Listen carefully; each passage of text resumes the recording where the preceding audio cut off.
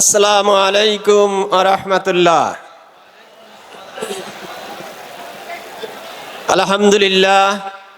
আলহামদুলিল্লাহি রাব্বিল আলামিন, ওয়াসসালাতু ওয়াসসালামু আলা সাইয়্যিদিল মুরসালিন ওয়া আলা আলিহি ওয়া সাহবিহি আজমাইন।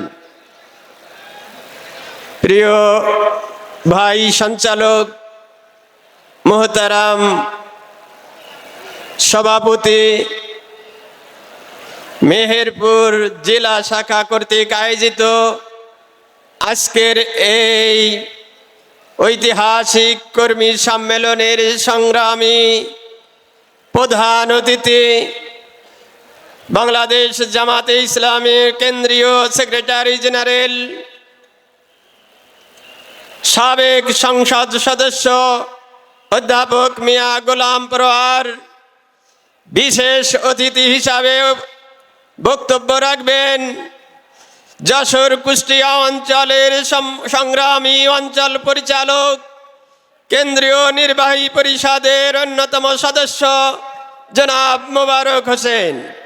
মঞ্চে উপবিষ্ট জেলা নেতৃবৃন্দ, বিশেষ অতিথি হিসাবে ইতিপূর্বে বক্তব্য রেখেছেন চুয়াডাঙ্গা জেলার সংগ্রামী আমির অ্যাডভোকেট রুহুল আমিন।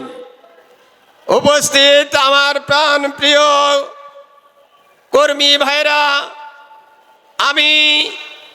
আমার বক্তব্য আমি কেন জামাতে ইসলামী করি, এই বক্তব্যটা আমি আপনাদের কাছে রাখতে চাই। আমাকে যদি কেউ জিজ্ঞেস করে আপনার পরিচয় কি, আমি তার উত্তরে বলি আমি আল্লাহর গোলাম, আল্লাহ আমার রব, আমি আল্লাহর গোলাম, আমি একজন মুসলিম। দ্বিতীয় পরিচয় হচ্ছে আমি যখন জন্ম নিয়েছি তখন আমার অভিভাবকরা আমার কানে দুইটি নাম শুনিয়েছে আজান এবং ইকামতের মাধ্যমে। একটি হচ্ছে আল্লাহর নাম, আর একটি হচ্ছে রাসূল মুহাম্মদ সাল্লাল্লাহু আলাইহি সাল্লাম। আমি যখন বড় হয়েছি, আমি যখন ঈদগাহে যেতে শুরু করেছিলাম, তখন আমাকে আল্লাহু আকবার ধ্বনি বলতে বলতে আমি ঈদগাহে গিয়েছি। আমার যখন সকাল হয় আল্লাহু আকবার ধ্বনির মাধ্যমে হয়, আমার যখন সন্ধ্যা হয় আল্লাহু আকবার ধ্বনির মাধ্যমে সন্ধ্যা হয়। আমার আত্মীয় স্বজনকে যখন কবরে রাখি বিসমিল্লাহি ওয়ালা মিল্লাতে রাসূলুল্লাহ বলে কবরে রাখি। সংগ্রামী বন্ধুরা, এখন আপনাদের কাছে জিজ্ঞাস্য বিষয়, এখন আমার জীবনের সকাল সন্ধ্যা দুপুর আমি যখন কুরবানির জন্তু জবাই করি আল্লাহু আকবার নাম বলে, আল্লাহর নাম বলে জবাই করে বৈধ করে নি। আমি যখন সংগ্রামী বন্ধুরা, আমাকে যখন বিশ্ববিদ্যালয়ে পড়তে হয়েছে, আমি এই শব্দগুলো চর্চা করার পরে আমি যদি আল্লাহ এবং আল্লাহর রাসূলের বাদে অন্য কাউকে নেতা বলে স্লোগান দেই, তাহলে আমি আমার মুরব্বীদের কাছ থেকে যা শুনেছি, আমি যে দাবি করি আমি মুসলমান, তার সাথে গাদ্দারি করলাম কিনা। সুতরাং আমি জামাতে ইসলামী এই কারণে করি, একজন মুসলমান হিসাবে যে রাজনৈতিক দলে নারায়ে তাকবীর আল্লাহু আকবার বলার সুযোগ নেই, সেই ধরনের কোন রাজনীতি কোন মুসলমান করতে পারে না। মুসলমানদের রাজনীতি হবে আল্লাহকে ইলাহ মানা এবং রাসূলকে আদর্শ নেতা মানার রাজনীতি।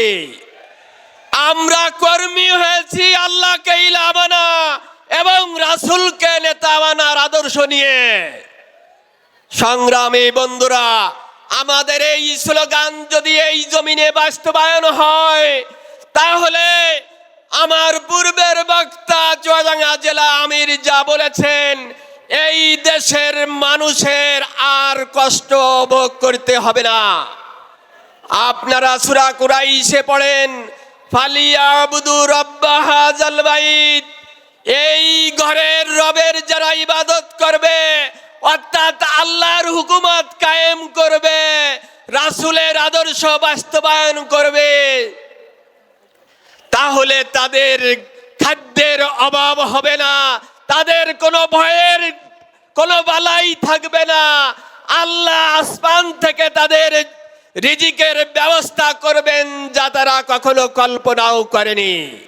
সংগ্রামী বন্ধুরা, আরব দেশে আয়ামে জাহিলিয়াতের যুগে যে দেশের মানুষেরা উলঙ্গ হয়ে হজ করত, হজের সময় পানি বিক্রি করে সারা বছরের রুটি রুজির ব্যবস্থা করত, তারা যখন আল্লাহকে আল্লাহর ঘরের ইবাদত করলো, রাসূল সাল্লাল্লাহু আলাইহি ওয়াসাল্লামকে আদর্শ নেতা মানলো, আল্লাহ আসমানের দরজা খুলে দিলেন, জমিনের বরকতের দরজা উন্মুক্ত করে দিলেন।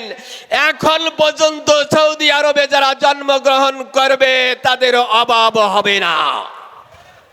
সেই আল্লাহ এখনো রয়েছেন। এই বাংলার ভূখণ্ডে যদি আল্লাহর আইন এবং কোরআনের শাসন প্রতিষ্ঠিত হয়, আল্লাহ এদেশের জন্য আসমানের বরকতের দরজা খুলে দেবেন, জমিনের বরকতের দরজা উন্মুক্ত করে দেবেন। এদেশের আর নিরাপত্তাহীন ভাবে চলতে হবে না। আপনারা সেই আল্লাহর আইন এবং কোরআনের শাসন প্রতিষ্ঠা করতে রাজি আছেন? কারা কারা রাজি আছেন হাত উঁচু করে দেখান। সংগ্রামী বন্ধুরা, আমরা এই স্লোগানের সৈনিক, আমরা সেই স্লোগান দিই, নারায়ে তাকবীর। সংগ্রামী বন্ধুরা, আমি আমার বক্তব্য দীর্ঘায়িত না করে উদাত্ত আহ্বান জানাচ্ছি, আমরা শুধু বক্তব্য দিয়েই যদি শেষ হয়ে যায়, তাহলে ফসল ঘরে না আনা পর্যন্ত আমাদের নিজেদের নিরাপত্তা নেই। এই ময়দানের ফসল, মাঠের ফসল ঘরে আনার দায়িত্ব ফেরেশতারা আছে আমাদের ঘরে দিয়ে দেবে না। যদি এই ফসল ঘরে আনতে হয়, এই উপস্থিত কর্মীদেরকে আগে যদি 60 ঘন্টা সময় দিত, এখন 120 ঘন্টা সময় দিতে হবে।